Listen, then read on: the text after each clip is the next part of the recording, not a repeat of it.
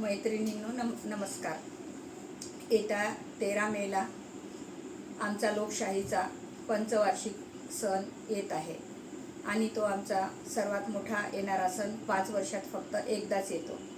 तसेच 10 तारखेला अक्षय तृतीया आमचा महिलांचा आवडता सण पण येत आहे. हा सण आमचा आवडता याकरता आहे की अक्षय तृतीयाला आम्ही महिला माहेरी जात असतो.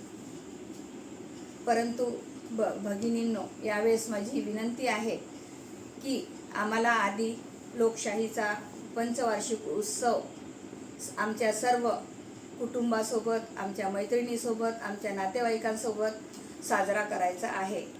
तो आपला मतदानाचा हक्क बजावून. मतदानाचा हक्क बजावल्यावरच आम्हाला माहेरी जायचं आहे.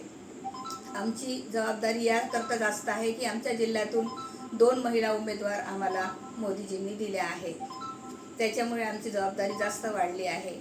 रावेर मतदारसंघातून महायुतीच्या उमेदवार रक्षाताई खडसे आणि जळगाव मतदारसंघातून महायुतीच्या उमेदवार स्मिताताई वाघ या उभ्या आहेत.